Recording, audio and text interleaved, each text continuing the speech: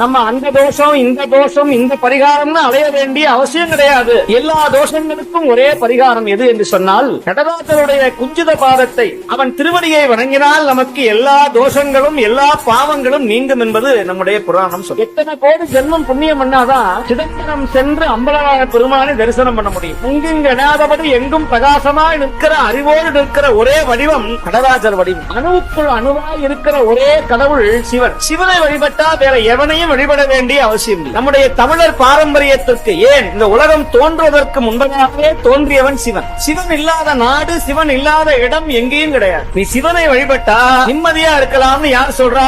அந்த பெரியவர் சொல்றார், சிவனே இருப்பா. இதைத்தான் நம்முடைய பக்கத்தார் சொல்லுகிறார், சிவனே என்று இரு மனமே, சிவனே என்று இரு மனம்.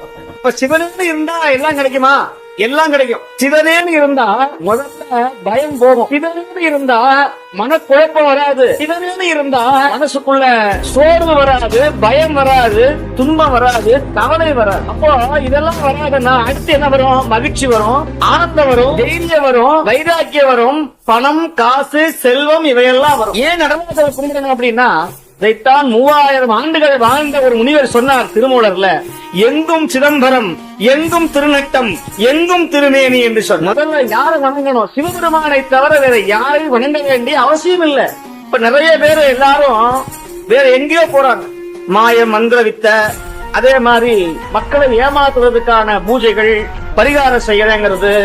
உடனே நாங்க காசியில இருந்து வந்திருக்கிறோம், இமயமேல இருந்து வந்திருக்கிறோம், இந்த மாலையை போடுங்க, அந்த மாலையை போடுங்க அப்படின்னு சொல்லி மக்களை அவங்களை செயல்பட விட முடியாம யார்கிட்டயாவது போய் சொல்லி ஏதாவது நல்லது செய்வாரான்னு போனா அங்க மாட்டிக்கிறோம். இதுக்குன்னே ஒரு கூட்டம் அலையுது. உங்களுடைய துன்பத்தை காசாக்குவதற்காக ஒரு துன்பம், ஒரு கூட்டம் அலையுது. ஆனால் சைவ சமயம் என்ன பண்ணுது தெரியுமா? இந்த வேலையெல்லாம், இந்த கண்மூடி வழக்கமெல்லாம் மண்மூடி போகணும்னு சொன்ன ஒரே சமயம் சைவ சமயம். ஒண்ணுமே சொல்லல, நீ வேற யாரு கால்வி விழ வேண்டாம், எந்த பரிகாரமும் செய்ய வேண்டாம். நாங்கள் தமிழ்ல நம்முடைய நிறைமொழி மாந்தர் ஆணையில் சொன்ன மறைமொழியாகிய தமிழ் வேதம், மந்திரம், தேவாரம், திருவாசகம், அதை போய் பாடு. 4 பேருக்கு தர்மம் பண்ணு, சாப்பாட போடு. யாவர்க்குமாம் இறைவருக்கு ஒரு பச்சிலை, யாவர்க்குமாம் உண்ணும் போது ஒரு கைப்பிடினர். சாப்பிடும் போது அந்த தட்டையோ இலையோ வலிச்சு வைக்காதப்பா.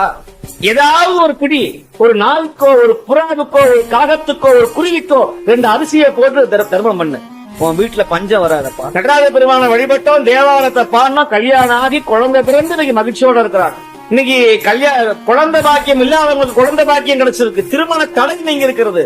சில பேருக்கு உடனே வந்துருது, சில பேருக்கு நடக்காம இருக்கு. எல்லாரும் அவசரப்படுறாங்க. ஏன் சுவாமி நான் 10 மாசமா பால் கொடுத்தேன், நெய் கொடுத்தேன், எனக்கு ஏன் என்ன வரல? அப்பா, உன்னுடைய விலை அதிகமாக இருக்கிறப்பா, உன்னுடைய விலை அதிகமா இருக்கு. நீ என்ன பண்ணணும்? இனிமேல் தான் அதிகமா கும்பிடணும். அடுப்புல வைக்கிற ஒரு சட்டி, பால் பாத்திரம் தீஞ்சு போச்சுன்னா என்ன ஆகும்? அதை கழுவுறது ரொம்ப சிரமம். போட்டு கத்திய போட்டு செங்கல்ல போட்டு தேய்க்கணும். அந்த மாதிரி நம்முடைய வினைகள், பண்டைய வினைகள் அந்த மாதிரி கீழே அடி பிடிச்சு தீஞ்சு போச்சு. இத சிவபெருமான் சுரண்டி எடுக்கிறதுக்கு ரொம்ப நேரமாகும். நம்ம என்ன பண்றோம்? உடனே சோர்ந்து போயிடும். 1.25 ரூபாய்க்கு விளக்க வாங்கி ஏத்திட்டு 1.25 கோடி ரூபாய்க்கு வீடு கேட்கிறோம் சாமி கிட்ட. ஒரு முழம் பூவை கொடுத்துட்டு கேக்குறான் 5 பவுன் சங்கிலியை கொடுங்கிறான். பூ வாங்கி கொடுத்துட்டு 5 பவுன் சங்கிலி கேக்குறான். அவர் என்ன புரோக்கரா? கல்யாணம் உடனே ஆயிரணும். சிவபெருமான் நீங்க யோசிச்சு பாருங்க, எத்தனை வாய்ப்பை கொடுத்துருப்பாரு நம்ம கண்ணு முன்னாடி. நம்ம நினைக்கிறோம் படத்துல காட்டுற மாதிரி சிவபெருமான் அப்படியே காலமாட்டு வாகனத்துல வந்து நிப்பாரு. அப்படி வரமாட்டான் சிவன். நாய் மூலமா வருவான், பசுமாதி வருவான், நல்லவங்க மூலமா வருவான், பெண்ணா வருவான், ஆனா வருவான், அடியாக வருவான், குருவியாக வருவான், கவிதாக வருவான், எப்படி வேணாலும் வருவாரு.